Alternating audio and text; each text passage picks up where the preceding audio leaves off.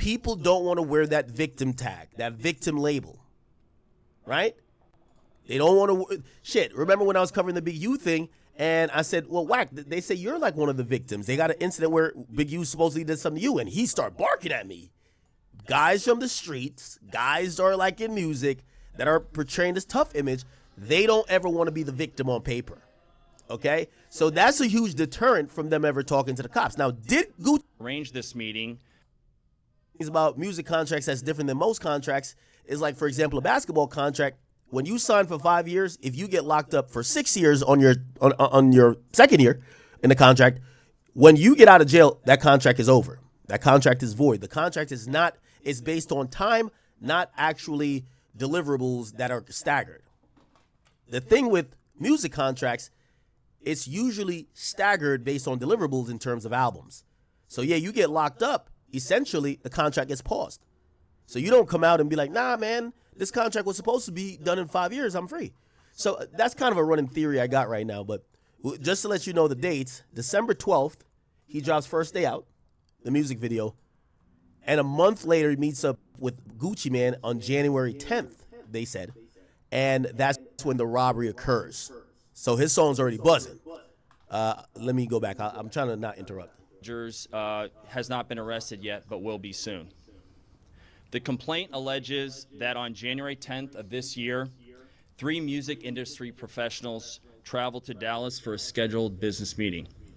Lontrell Williams Jr. arranged this meeting purportedly to discuss the terms of his recording contract with one of the victims. Now, this is going to be a big source of conversation. Gucci Mane is listed as a victim. Now, a lot of times what happened in this rap community, like you hear stuff. Oh, this guy got stripped down after a dice game. This guy got robbed at the dice game. This guy, he up fire on this guy. And, yo, he shot at those dudes. And nothing much comes out of it. Yes. And sometimes, obviously, the first thing is you don't want to cooperate, right? Because being a snitch is almost like a scarlet letter. The second thing is people don't want to wear that victim tag, that victim label. Right? They don't want to. Shit. Remember when I was covering the Big U thing, and I said, well, Whack, they say you're. This will be a journey no one will forget. Content DJ Radio. You're like one of the victims. They got an incident where Big U supposedly did something to you, and he started barking at me. Guys from the streets, guys are like in music that are portraying this tough image. They don't ever want to be the victim on paper. Okay? So that's a huge deterrent from them ever talking to the cops. Now, did Gucci talk to the cops? That's going to be a big conversation we're going to have. Now, Gucci's from Atlanta. Listen, is he slithering away with the rest of the slimes? My bad. I mean, is he slithering away? We don't know. But he is from Atlanta. So if I had to log in a call sheet and make a prediction, it's Atlanta. We know how we get down in Atlanta. In the A, we know. However, I digress. Let me get back to Mr. Boyd. I think that's his name. Industry professionals traveled to Dallas for a scheduled business meeting. Lontrell Williams Jr. arranged this meeting purportedly to discuss the terms of his recording contract with one of the victims. As alleged, once these 3 men were inside the recording studio, Williams Jr. and 8 co-conspirators, several of whom traveled from Memphis, Tennessee, executed a coordinated armed takeover. Okay. Now, I know I'm trying not to pause it, but we got to break down all the details so we get the indictment. Once we get the indictment, it'll be on screen. Remember, this is a complaint. We're assuming that there's a grand jury indictment, but regardless, there's a complaint by a federal agent, and the AUSA is presenting this. So we would think that it would hit an indictment already, which means we're scouring Pacer. We're going to see when it's released. Should be shortly, because they did a press conference. Let me just say this. Chat. This is another thing when you deal with like these gangster rappers. I'm going to be honest with you. I'd be nervous going to any business meeting where 8 people got to be in a room. If you got to do a meeting with 8 individuals in and around the vicinity. You see, my business means is, oh, let's go get lunch. Let's get on Zoom. That's the best one. Let's do this over some coffee. Let's do this over some drinks. The moment I see you pull up with the niggas, A pack of niggas. We're not talking business. It's hard to talk business when you got 8 goons around. Also, this is probably going to go into the premeditation realm because to a reasonable mind, you don't go to discuss business with 8 individuals. Now, I do think Pooh Shiesty has some type of response for that. Say, no, we didn't plan to go do some stuff. I roll around with 8 people everywhere. And also, the place we met wasn't like some corporate office. When we go to the studio, we always 8 deep. That might work. Let's keep it going, chat. Terms of his recording contract with one of the victims. As alleged, once these 3 men were inside the recording studio, Williams Jr. and 8 co-conspirators, several of whom traveled from Memphis, Tennessee, executed a coordinated armed takeover. As alleged, Williams Jr. produced an AK-style pistol. First Content Studio. Let it be the place. Oakland home for content and events. Tap in. And forced one of the victims to... Oh, wow. Now, I know y'all saying just let it play, but I got to point out these things. In my mind, what happened is Pooh Shiesty know he's on papers. He's on halfway house type of situation. Halfway house is the last 6 months of your release. You get to kind of like be outside of whatever for like half the day, but you have to come back and sleep at the halfway house. It's like getting you reacclimated to society. The reason this meeting took place in Dallas is because he's in Dallas. Okay? So, essentially, he shows up to this thing. He knows he's in a halfway house. I would think that, in my little small brain, before we get back to the I thought the niggas just start doing shit, and that's why you gotta have people you control, and he's going along with it because, bro, you're shiesty, you come from the streets. But according to prosecutors, they're saying Pooh Shiesty kicked it off. He upped the Draco. What up? Man, fuck all that talking, man. Sign that shit right now. Fuck all that. We ain't doing no negotiation. Fuck a deal point, nigga. You gonna catch this hollow point. What's up? Sign this shit, nigga. I'm out of here. I'm out of here, nigga. So they're saying that Shiesty kicked it off first. Yo, Shiesty and Dirk, I ain't gonna lie to you. That was probably like, Shiesty, Dirk, and King Von is like, it's like the big 3. Like the real niggas of the industry. Like whatever they said they did that shit. Yo. Whom traveled from Memphis, Tennessee, executed a coordinated armed takeover. As alleged, Williams Jr. produced an AK-style pistol and forced one of the victims to sign a release from the recording contract at gunpoint. The remaining conspirators displayed firearms and robbed the other victims of Rolex watches, jewelry, cash, and other high-value items. Oh, shit. One of the victims was actually choked by one of the defendants to the point of near unconsciousness. Defendant Wright barricaded the studio door with his body to prevent the victims from escaping. The ringleader Yo, chat, I ain't gonna lie. Yo, if I'm Big 30, I'm so mad. Yo, if y'all gonna tell a story, what's my motto? If we gonna tell it, we gotta tell it all. How you gonna, Big 30's role in the criminal indictment for the robbery and kidnapping of Gucci Man is that this fat nigga is so big they just put him in the doorway as a block. They just put him there just to hold the door. Yo, this nigga is so fat. And they didn't say, imagine y'all tooled up. Everybody got y'all guns? Yo, y'all got y'all shiesties? I bet. We about to get this nigga Gucci Man aside. Yo, Big 30's like, what's my role in this shit? Your role? Nigga, just stand in the doorway. That's it. That's your job. Okay? Stand in the doorway. That's your job. That's hilarious. Cash and other high-value items. One of the victims was actually choked by one of the defendants to the point of near unconsciousness. Defendant Wright barricaded the studio door with his body to prevent the victims from escaping. The ringleader of the conspiracy, Lontrell Williams Jr., was on home confinement at the time of the offense. Oh, he's done. As alleged for a prior firearms conspiracy charge and conviction out of the Southern District of Florida. Towards the end of his prison sentence, he had been granted home detention. Part of the terms of his home detention were that he would not commit another federal offense or possess a firearm. His father, Lontrell Williams Sr., is alleged to have helped plan and execute the federal kidnapping as charged in the complaint.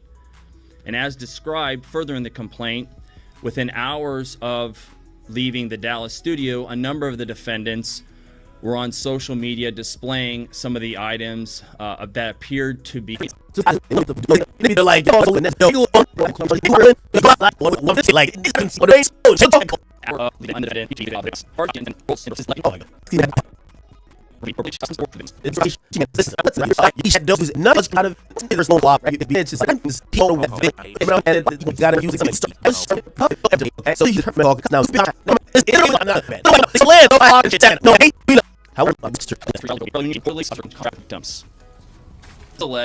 Once these three men were inside the recording studio, Williams and 8 co-conspirators, several of whom traveled from Memphis, Tennessee, executed a coordinated armed takeover.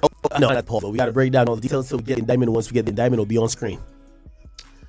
Remember, this is a complaint. We're assuming that there's a grand jury indictment, but regardless, there's a complaint by a federal agent, and the AUSA is presenting this. So we would think that it would hit an indictment already, which means we're scouring Pacer. We're going to see when it's released. Should be shortly, because they did a press conference. Let me just say this. Chat. This is another thing when you deal with like the gangster rappers. I'm going to be honest with you. I'd be nervous going to any business meeting. If you got to do a meeting with 8 individuals in and around the vicinity. You see, my business means is, oh, let's go get lunch. Let's get on Zoom. That's the best one. Let's do this over some coffee. Let's do this over some drinks. The moment I see you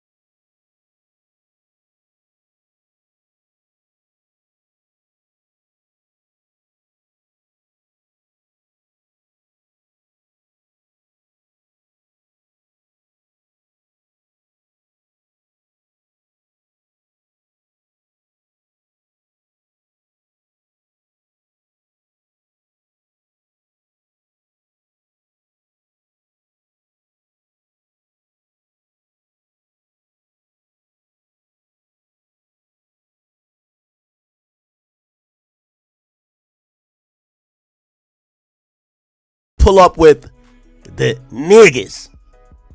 A pack of niggas. Recorded live at the We're not talking Content business. Studio. Produced by It's hard to talk business when you got 8 goons around. Also, this is probably going to go into the premeditation realm because to a reasonable mind, you don't. Over. As alleged, Williams Jr. produced an AK-style pistol and forced one of the victims to... Oh, wow. Now, I know y'all saying just let it play, but I got to point out these things.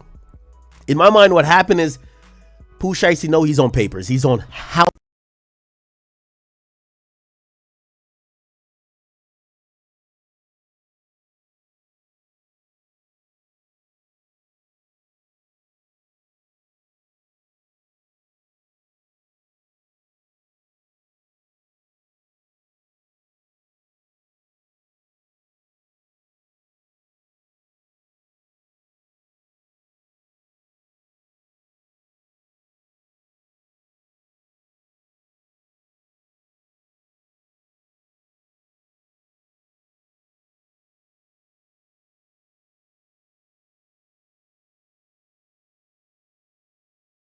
He's on halfway house type of situation. Halfway house is the last 6 months of your release. You get to kind of like be outside of whatever for like half the day, but you have to come back and sleep at the halfway house. It's like getting you reacclimated to society. The reason this meeting took place in Dallas is because he's in Dallas.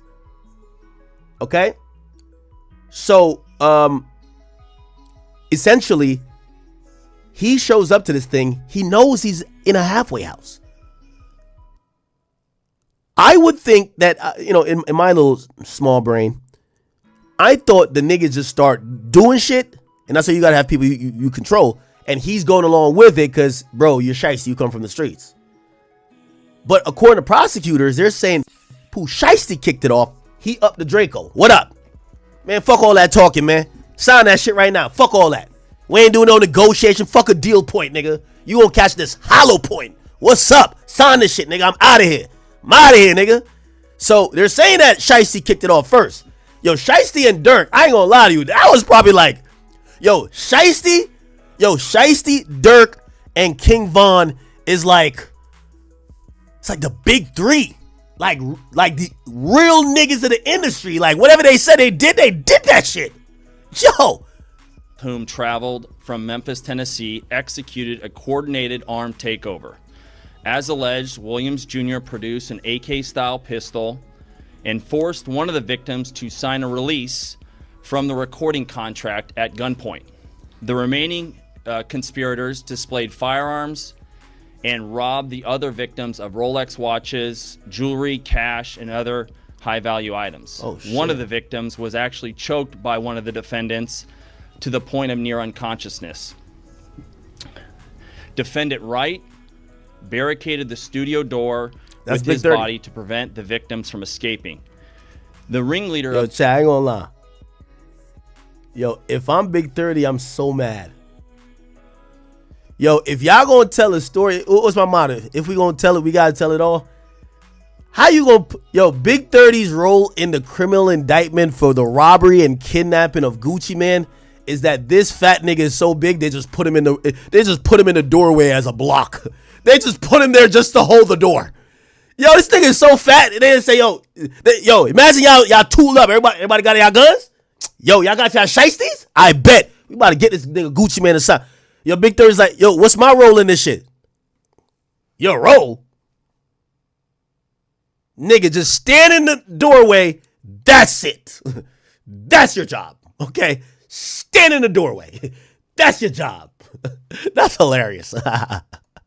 Cash and other high-value items. One of the victims was actually choked by one of the defendants to the point of near unconsciousness. Defendant Wright barricaded the studio door with his body to prevent the victims from escaping.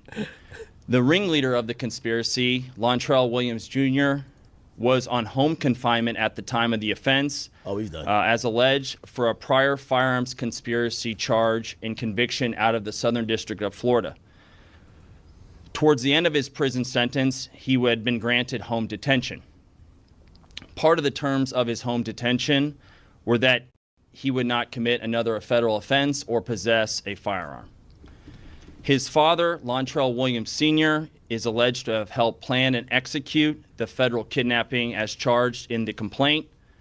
And as described further in the complaint, within hours of leaving the Dallas studio, a number of the defendants were on social media displaying some of the items that appeared to be the jewelry that had been robbed from the victims.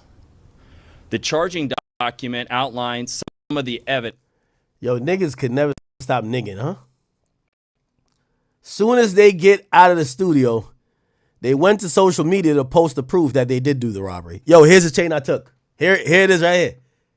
You know, niggas be thinking, they're like, you know, they love calling bloggers police, but never acknowledge their role. Yo, a nigga will go online. Hey, you ever see a chick with a tattoo? She wear clothes all around and she got a tattoo here. She got no clothes that cover this region because she wants you to see it. A nigga who do a robbery or a killing, yo, he'll just go live like, yo, I wonder who I'm smoking in this blunt.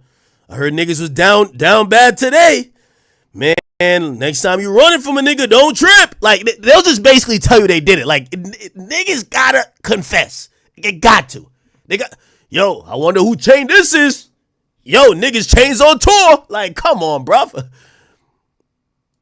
In hours of leaving the Dallas studio, a number of the defendants were on social media displaying some of the items that appeared to be the jewelry that had been robbed from the victims.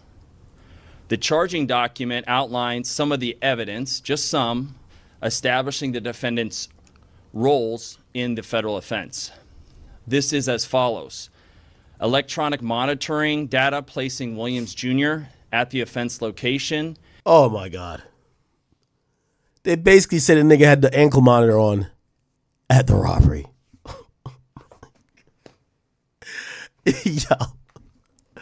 Yo, you might as well just FaceTime the feds, bro. Yo, hey, I'm robbing this bank right now. Not right now, I'm about to rob right now. What you mean? What you mean I won't do it? Nigga, I got my pole on. What you mean I won't? Yo, you FBI. Yo, this is crazy. Wearing the ankle monitor to the crime is wild. Like, you know what I mean? This is lit. Yo, I wonder which genius thought of this plan. Yo, you got a GPS, like, oh, you got your ankle monitor on? You don't think they're tracking you right now, right? All right, come on, let's go do this hit. Nah, this is some grade A niggatry. I love this shit.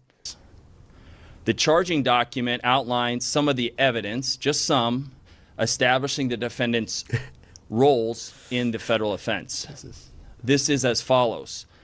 Electronic monitoring data placing Williams Jr. at the offense location, which would put him in violation of his home detention conditions.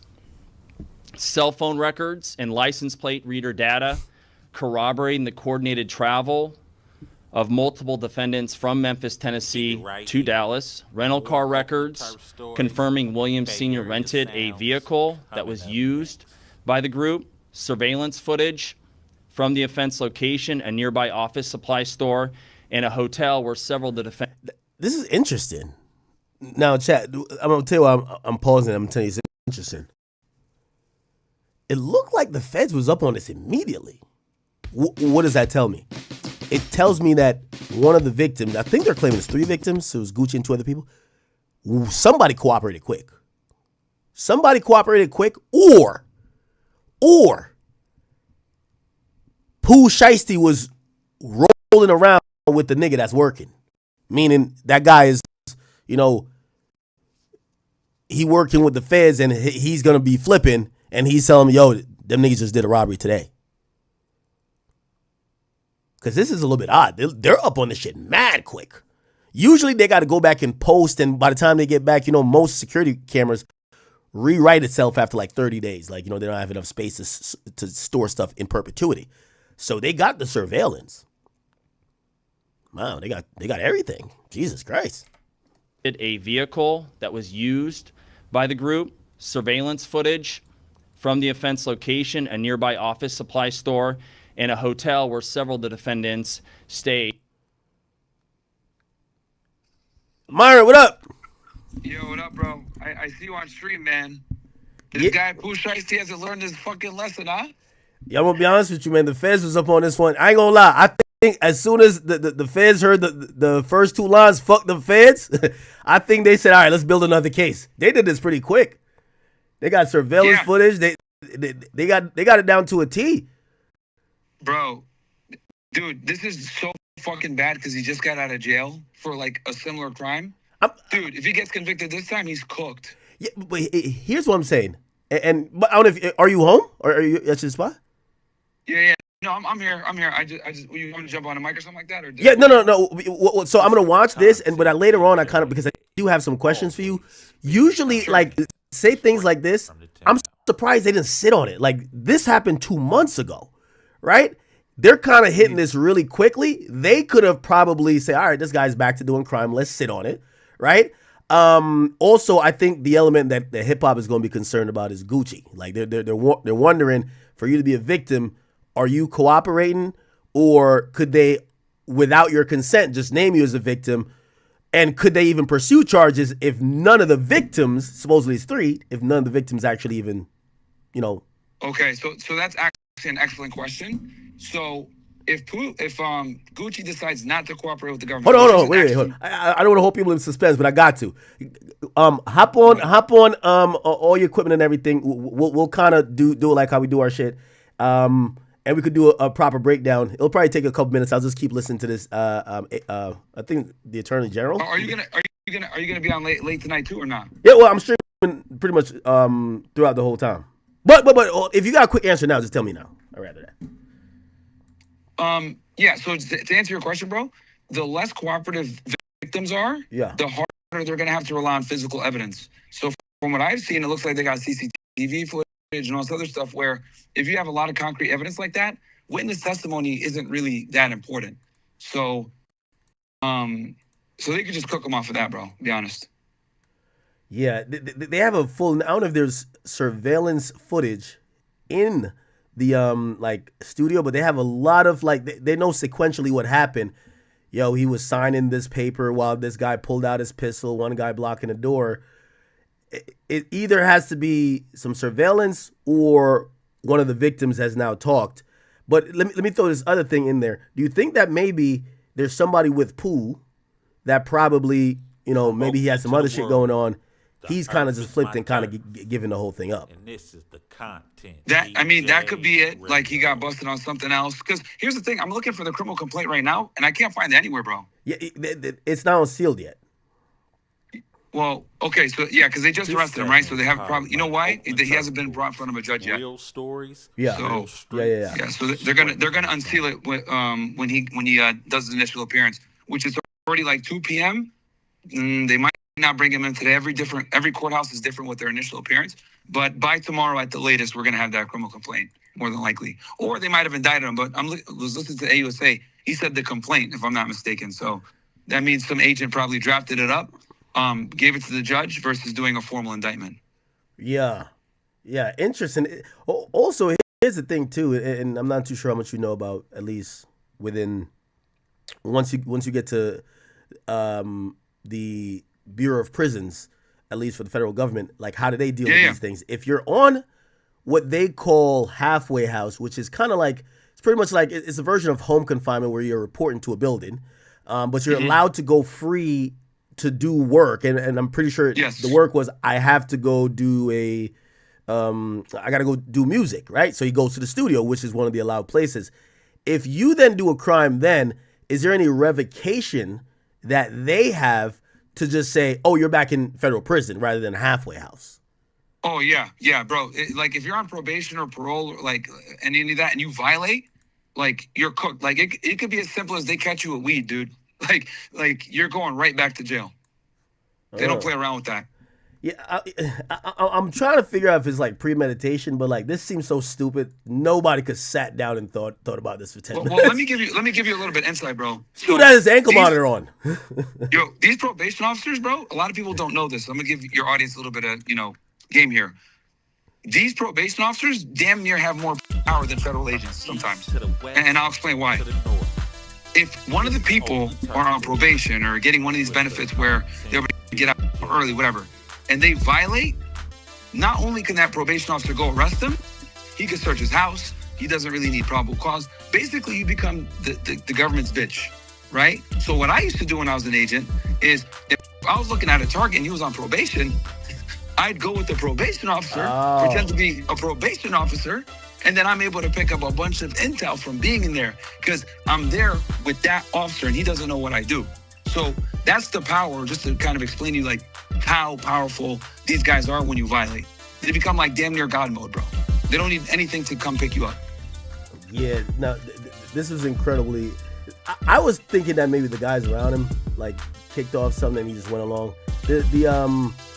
The U.S. attorney saying no, he initiated this thing, and it's pretty bad. Jesus Christ. The across state lines thing. I'm wondering if they really probably had like an axe to grind against him. It seems like they do, because the only thing they're mentioning about interstate is that hey, they travel from Memphis. That seems to be the thing. Yo, they travel from Memphis. To be honest with you, bro, establishing interstate nexus is very easy. Like, let's say they use the gun in a commission of a crime. Boom, it's done. Because what the government's going to articulate is he used a weapon that had different parts manufactured in different parts of the country, which affects interstate commerce, and that's how they get venue. That's how they do it. Yeah. Because I used to do one of the things I used to specialize in when I was on the border was gun cases. Yeah. So that's why I kind of, one of my good friends, the ATF agent. So I used to work with him hand in hand. So I know exactly how the ATF deals with all these, gun charges. But to get interstate nexus, bro, it's real simple. Let's say you're a felon, right? And you get pulled over and you get arrested. And the state says, you know what? We don't want to take this. They call ATF. ATF comes and gets you, right? Now they write a criminal complaint. They indict you, whatever. They bring you into custody. One of the things that the ATF has to do to formalize before an indictment is they have to establish what's called an interstate nexus. And all that is a specially trained ATF agent, every field office has one, who is like the interstate nexus guy. He breaks apart the gun. He goes through all the different parts of the gun. And then he's able to conclusively say, hey, I examined this firearm. This firearm has springs from Massachusetts.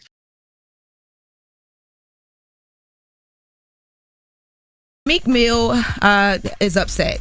He did not like some comments that Charlamagne made, so he made it a main post on his Instagram to talk about propaganda that takes place in the hip hop community. Now let's take a listen first to Charlamagne's comments that he made with Andrew. Can you give the clip some context though? Like we were discussing how people handle the aftermath of rap beefs. Yes, that's why you guys were talking about Jay-Z, Nas, because of the Jay-Z interview that he did with GQ. Meek could have just kept doing music, but for some reason he didn't. Like something was just off after the battle. You know what I mean? And he really, honestly, he didn't really never recovered. Yeah, it's strange. You know what it was with Meek, man? Meek's Achilles heel to me was actually Twitter. Yeah, for sure. And when Drake called him Twitter fingers, Trigger fingers turn to Twitter fingers, and it's just like every time Meek tweets, even it's now crazy, to bro. this day, it's crazy. It's pure entertainment. And I fuck with Meek. You know what I'm saying? Nah, I think Meek does a lot for his community. You know, he's been a great, symbol for the city of Philly. I love what he does with reform, but I probably would have deleted my Twitter after Twitter fingers, and just flooded the streets with nothing but music. When I say it didn't really recover, I'm talking about perception, narrative, especially on social media. Because when Drake and Meek had their rap beef, that's when the narrative about Meek started to change. All the jokes started, and the jokes haven't really stopped since. So you wasn't talking musically because I seen Meek put up a post and he talked about some of his accolades since that Drake beef. Yeah, so he put up a post, a very lengthy post, and he says he wanted to make this a main post because he wanted to highlight I bet you can't read what it. he called propaganda that's taking place in the hip hop community. Now, I'm gonna get through it. He says he needs everyone to leave a comment if you see what's happening and how they're trying to downgrade artists' brands from feeding their family. Let's go through it. The white comedian also boosted didn't rumor on his major platform with no evidence, then asked me to go on his show. Can y'all see my brand back heating up now? Please leave an honest comment. Since Drake beef, I dropped Tap, that's 3 times platinum, PETA, double platinum, Blue Note, 1 and 2 times platinum, Uptown Vibes with Legend from Brooklyn, Fab, platinum, Was Free featuring Jay-Z, Meek Mill, I think that it's platinum, F on Me featuring Cardi, platinum, Scarface with Rick Ross, gold, Independent Money, Respect the Game, platinum, 24/7 double platinum. So he's going through a bunch of his music. Cybertruck in Philly, 5 a.m. Look how far we came. With him, like he stop said playing. He said, so what the F are we talking about? We got to keep a close eye on this cat. I feel like he's in the closet gay man that hates successful black men unless he's doing business with them, but they promoted I'm gay, and I'm helping pop like 10 artists off on the East Coast, no cash for gain for charity. I'm really the one, but it's some real propaganda on my brand, and I want to investigate it. Drop on the clues bombs for Meek Mill. I never said he didn't drop any music. I said if I was Meek, I would have deleted my Twitter and just kept dropping music. I would only talk through the music, because every single time Meek posts, the internet turns it into a joke. Y'all was just laughing at him last week because he posted about being on LinkedIn. Yeah, they were. Yeah.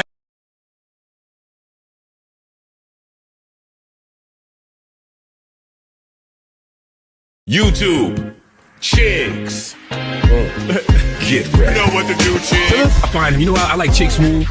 Chick Smooth is somebody I really enjoy listening to on YouTube, because Chick just got an intellectual curiosity about things. Hey man, talk about grand opening, grand closing for Pooh Shiesty. Now, first and foremost, before I even get into this video, I need everybody that was trying to discredit my guy Seti Nash to apologize ASAP. A couple months ago, when I made this video about Pooh Shiesty robbing Gucci Mane, and I used Seti Nash as a source. Hey man, tap in with me, bro. I can get you your shit back. I can get you your ring and your watch back, brother. If y'all don't know, Gucci Mane got his ass robbed. They done took him out of his watch. They done took him out of his ring. That boy stepped in there with security, all type of in his face. Yeah, you gonna do this, you gonna do that. Yeah. Security went for his shit. They drew down on security. How much more detail I could tell on that one? We ain't finna do all that. But Gucci, if you want your shit back, tap in. Tap in, bro. Listen, tap in, bro. You can get your shit back. I ain't finna put that shit up on goddamn camera or nothing like that. But y'all go see. Gucci Mane. Holla at Seti Nash, bro. You know, I am the streets. I can't be California landlord for no reason, but Gucci Mane got his ass robbed, bro. There's more to the story. We just gonna leave it at that. Y'all want the full shit? YouTube, Seti Nash. I'm gonna break it all down. A lot of you guys got in the comments and said, Chigs, Seti Nash is a liar. He's not a reliable source. Seti Nash was the first person to break this story, but for some reason, a lot of you guys did not believe him. Well, 2 months later, turns out Seti Nash was actually correct. Pooh Shiesty, along with 8 other people, have just been arrested for allegedly robbing and kidnapping Gucci Mane. According to the feds, it's all because Pooh Shiesty wanted out from his contract with Gucci. I'm Ryan Rabel, I'm the U.S. Attorney for the Northern District of Texas. Thank you for coming. This week, 9 individuals, including well-known musical artists, kidnapped and robbed at gunpoint numerous victims at a music studio in Dallas, Texas. 8 of the 9 were arrested yesterday in Dallas, Memphis, and Nashville. These individuals who are charged and arrested include Lontrell Williams Jr., also known as Pooh Shiesty, Lontrell Williams Sr., Rodney Wright Jr., also known as Big 30, Kadarius Waters, Demarion Gibson, DeMarcus Glover, Corday Johnson, Darian McDaniel, and Terrence Rogers has not been arrested yet, but will be soon. The complaint alleges that on January 10th of this year, 3 music industry professionals traveled to Dallas for a scheduled business meeting. Lontrell Williams Jr. arranged this meeting purportedly to discuss the terms of his recording contract with one of the victims. As alleged, once these 3 men were inside the recording studio, Williams Jr. and 8 co-conspirators, several of whom traveled from Memphis, Tennessee, executed a coordinated armed takeover. As alleged, Williams Jr. produced an AK-style pistol and forced one of the victims to sign a release from the recording contract at gunpoint. The remaining conspirators displayed firearms and robbed the other victims of Rolex watches, jewelry, cash, and other high-value items. One of the victims was actually choked by one of the defendants to the point of near unconsciousness. Defendant Wright barricaded the studio door with his body to prevent the victims from escaping. The ringleader of the conspiracy, Lontrell Williams Jr., was on home confinement at the time of the offense, as alleged, for a prior firearms conspiracy charge and conviction out of the Southern District of Florida. Towards the end of his prison sentence, he had been granted home detention. Part of the terms of his home detention were that he would not commit another federal offense or possess a firearm. His father, Lontrell Williams Sr., is alleged to have helped plan and execute the federal kidnapping as charged in the complaint.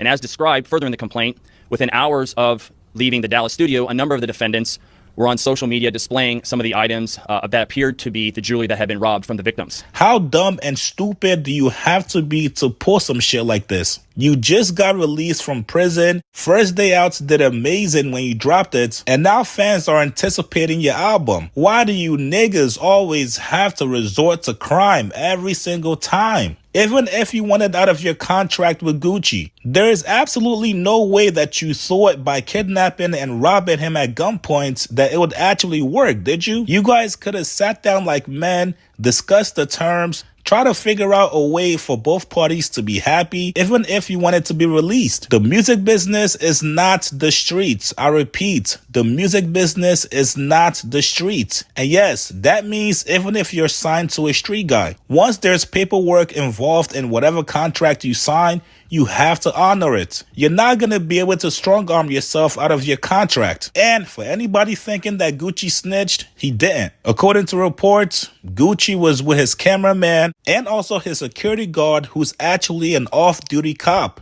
Pooh Shiesty, you fucked up this time, boy. Hey, I know you made Back in Blood, but brother, you could have gotten it back in blood several other ways. The legal way. This shit is not the 90s anymore, brother. This is not a movie. You absolutely cannot threaten your boss and kidnap him and think you're going to get away scot-free. Listen, man, you guys get in the comments below. What do you guys make of this crazy situation? If you were Pooh Shiesty and you wanted out from your contract, how would you go about it? Like this video, subscribe to my channel. I'll see you guys later, man. Because he fucked your wife. Then you dropped him. Look. Hey, what's up, y'all? Listen, I wanted to make this announcement on 10/17 yesterday, but I just seen like my statement, my P&L with all my artists. You know, it's almost like a whole bunch of shake-up and it's a whole shit show in the industry right now. But when I look at my P&L and me being a businessman, I think that I'm gonna have to release almost all my artists except for Pooh Shiesty and Fujiano. This is a decision I didn't want to make. I thought about it, you know what I'm saying? I could keep all of them under the contract. But I said, hey, fuck it. Let's just make the unselfish decision and, let them take their talents elsewhere. So today, you know what I'm saying, I already reached out to all of my artists, you know what I'm saying, to their lawyers and whatever, and let them know that they're free to take their talents elsewhere. And I'm still looking for new talent to pair up with, you know what I'm saying, Pooh and Fu. And that's where I'm going to put my focus. And I just wish them the best. And I just want to let everybody know that because, hey, that's what.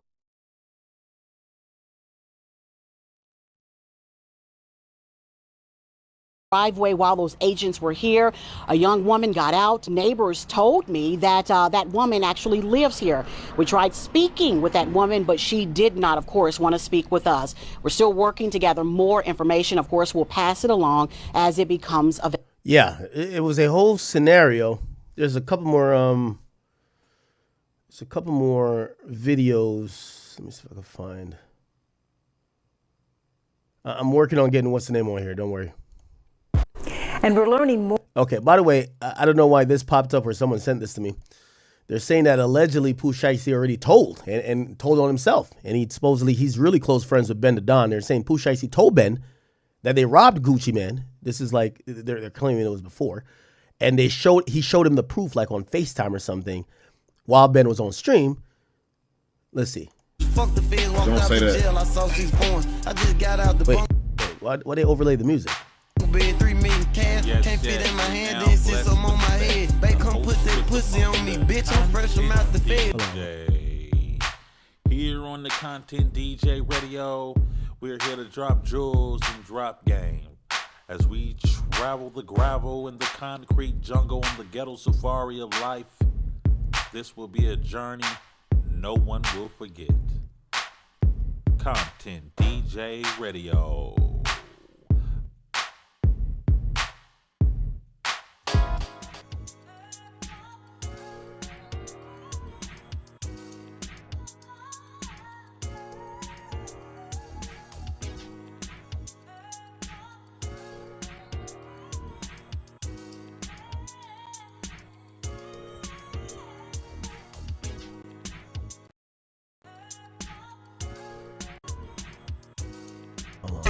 I'm trying not to get copyrighted.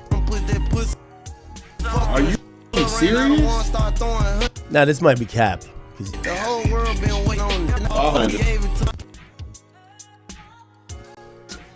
have been looking third season with an April Fool's prank on an unsuspecting fan, or so we thought. So let's take a look at the video if we can, please.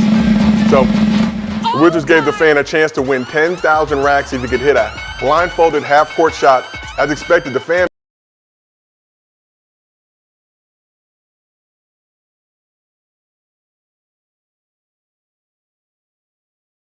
missed badly, but the team pretended like he made the shot as the mascots on the court celebrated with him. So the fan was then handed a big $10,000 check and shown a replay of the shot, which obviously did not go in, where he realized he had been the victim of a prank, was not actually getting the $10,000. So according to reports, the fan did end up getting an autographed jersey and some courtside seats for next season. But it turns out there was some tomfoolery amongst us. So in response to the backlash the prank received, the Wizards put out the following statement today. They said, "We apologize for last night's April Fool's joke that left many wondering if we had misled a fan. The skit involving our mascot and other members of our performance team was scripted and intended to celebrate the day. All participants were in on the joke, but we missed the mark. Our fans are our priority, and we continue to be committed to providing a positive experience to all who attend our games." The Wizards don't even know how to have fun. Look at them. They don't know how to do shit right. Coincidentally, what can they do right? Mascot got his ass whooped. Now they. Wizards have not released a statement apologizing for letting Bam put up 83 on their head. But was the Wizards' April Fool's prank foul or funny, Swaggy? A former Wizard here in the building with us. Hell no. They better pay fans to go to the games. Give them what the hell?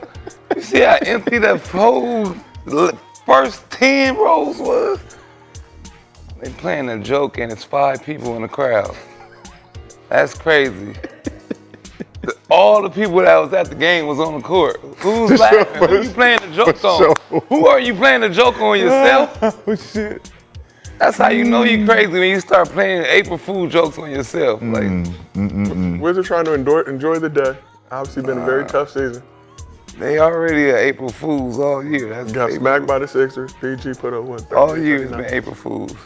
Now, was the Wizards' April Fool's prank foul or funny? A lot of backlash on the internet. A lot of people were not feeling the joke, and then after they said it was a skit, still not feeling it. People still don't believe that fan was not a real fan. Shit, it's better than the work, not showing up for work. And then posting a picture with some other nigga that hired her. So shit, I was more traumatized than that. That ain't nothing. I had reservations and all kind of shit, man. April Fools. I was all in too. Flowers and shit. Got to work flowers. God damn, man. It's just, that ain't nothing. That ain't nothing. Shit. It's just a blank check. Fuck the question marks on it. The last one, not least, Kenny. Obviously, we know that it's a skit now, but was the Wizards' April Fool's Day prank foul or funny? It's funny. It's April Fool's. You gotta. The man know he didn't make that shit. Like, if he was in on it or not, like, you know he ain't had a chance of hell making that shot. So. What if he did make it though? That's the real question. Yeah. I don't want my 10K. I don't give a fuck. I'm talking about, I made that business now. But nah, it's a joke, man. It is what it is. People oversensitive these days, man.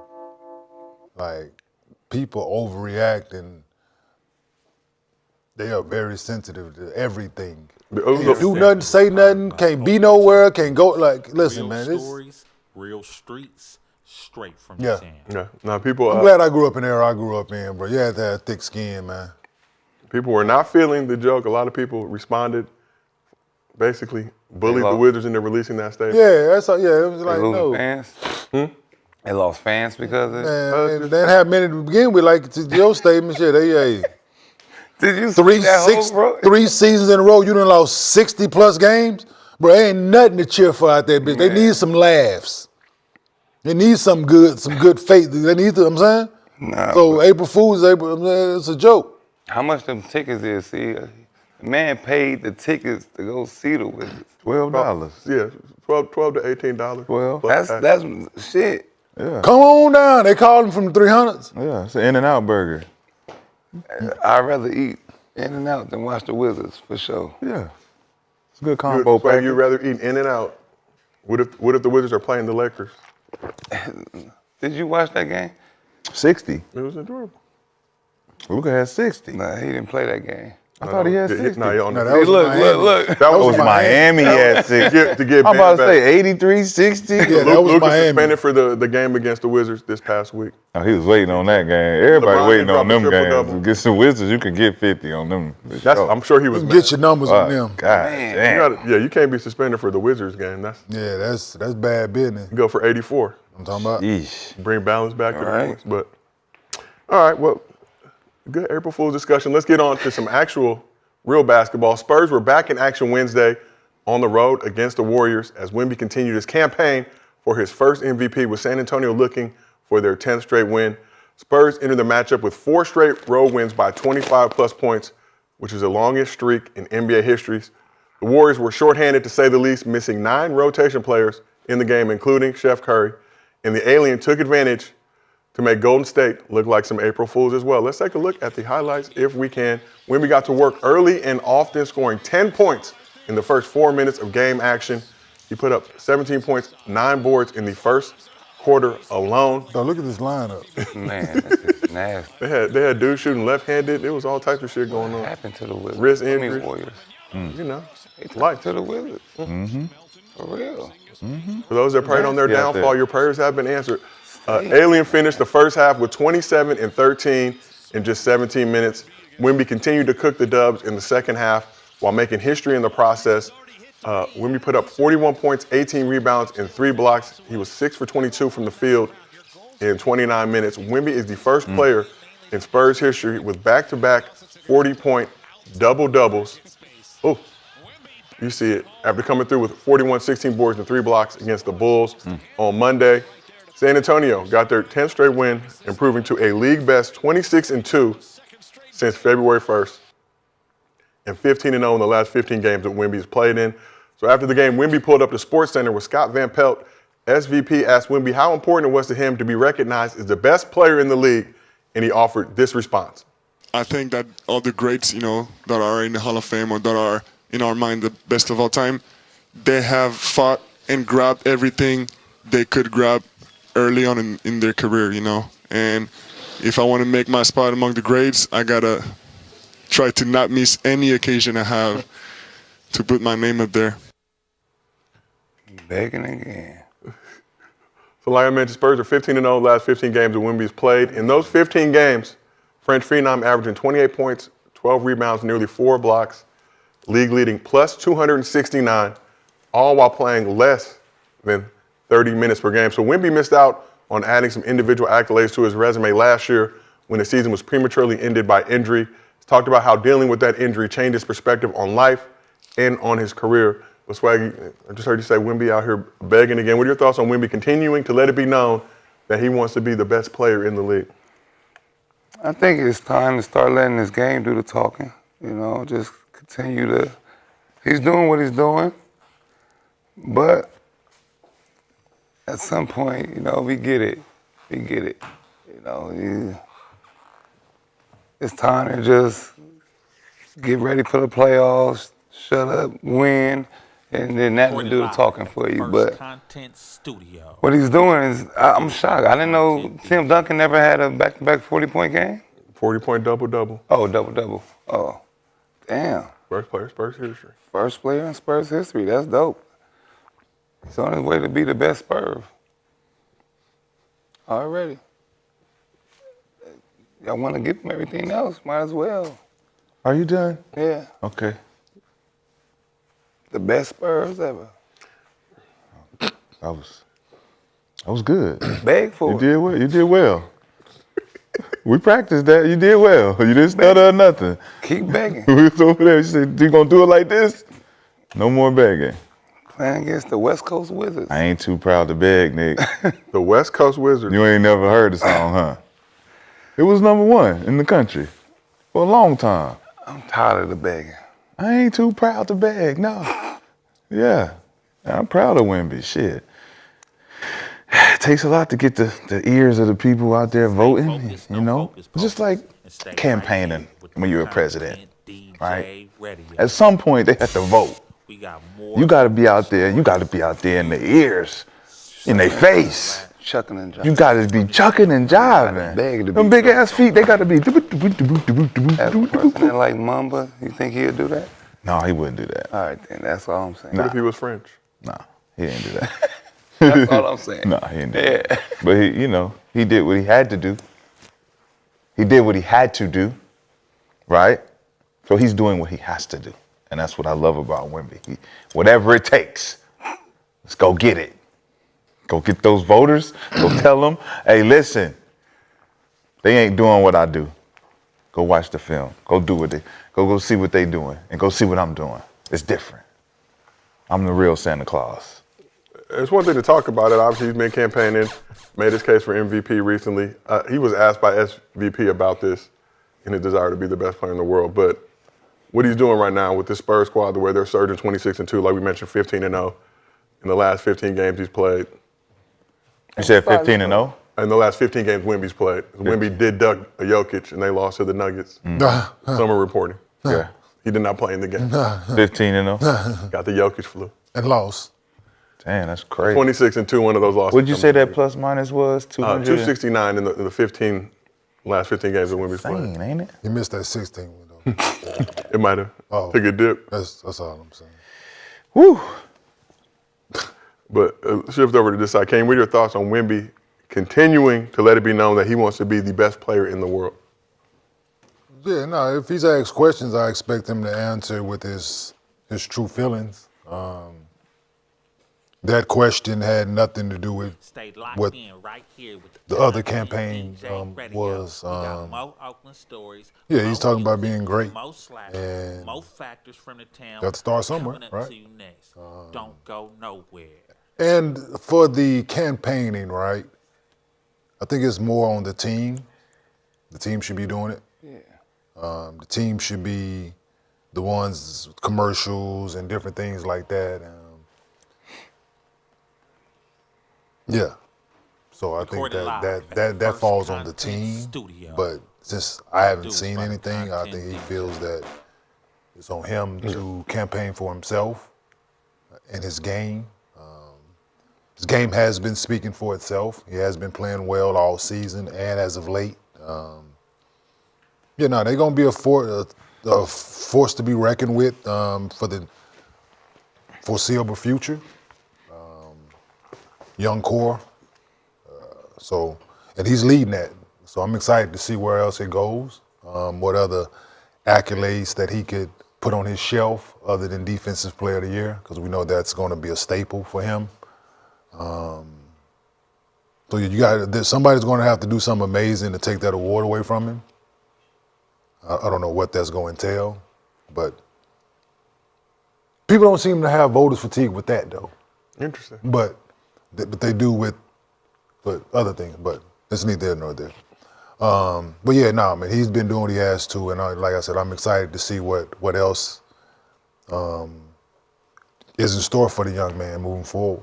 So, but 22 years old, I think wise beyond his years, trained with Shaolin monks, worked with Akeem, KG, all the stuff he's been doing. Like we mentioned, had that blood clot last season that cost him a potential Defensive Player of the Year last year. I mean, is it good to see him displaying these leadership qualities at such a young age? Or just, Nick, are you starting to get tired of it? Already. Tired. He's great. He's going to be great. I feel like we're trying to give everything to him too early. And it's a lot of him talking now. Like, doing all that, I love when he did the workout with Crawford, the monk thing. I loved all that. But now I feel like the media is baiting him into answering these type of questions about like the MVP race. Because he's young and already outspoken. He talked about he gonna change the All-Star games. He gonna, But this type of stuff, you gotta, come on, man. Who your favorite player? I can't wait for Who's the your favorite next player? Ant-Man commercial. I guarantee it'll be about him begging. Is that your favorite player? Yeah. He ain't what? He ain't begging. He didn't? No, he ain't begging for no MVP. Do you remember the starting five shit that was on Netflix? You didn't watch that shit, did you? Swaggy, do you have a Netflix subscription? When he went to Obama? Huh? When he went where? When he like disrespect Obama? No, then the Olympics. That's the type. No. I'm talking about the Olympics. Remember the Olympics? Okay, yeah. When he told everybody that was at the Olympics what the deal was? What did he say? I'm the best player in the world. That ain't begging. Oh, it was campaign. It was campaign. I need It was to grab campaign. everything I can to be great. I'm going to reach for this MVP as hard as I can. Because if I don't get it, I'm not going to be great. So guess where Ant is? Where's Ant? Great. He's bottom 5. Bottom 5? Yeah, bottom 5. You're crazy. Guess what he didn't do? He didn't beg for it. You think he's He didn't beg. He's at the bottom 5 right now. Of the top 5, he's 6, 7, 8. Face. So, I mean, I feel like Ant did what Ant was the one who popped it off. Talking and speaking for yourself. He's been the guy since he came into the league, speaking it into existence. I'm this guy. I do what I need to do. Ant-Man was that guy. I think Victor got his confidence and understanding that I should do more what Ant's doing. So you're a copycat. Yeah. Who's it working for? That's some friendship. Who is it working for? That's some friendship. Who is it working for? That's some friendship. Who is it working for? I did it better. Can't nobody do it better than me. Are you doing it better? Nobody does it better. You know, it's an LA song. I'm about to say. Yeah, you don't even be knowing it. Yeah. I'm just, you can be closer than close. You can be closer than close. And you still ain't got nothing on me. It's still gonna be what it is. It's just, you gotta accept it. A lot of niggas be hating because the niggas do be campaigning. You know what I'm saying? When you gotta, when the player nigga go holler at the girl, you sitting back like, let her choose. Let her choose. Like you want to win let this her argument choose. so much you allow. Let her choose. So and then you go spit in the ear, the nigga go spit in the ear instead of letting her choose. He gonna win. He got there first. He told her a bunch of shit. I'm so shocked. You gotta be one or the other. You gonna sit back and be the cool, or you gonna be the one to go get it. Women don't play by these rules. French kissing on French bitches. What's up? It man? means something to him. He need it. So, according to betting odds, SGA still the heavy favorite to win his second straight MVP.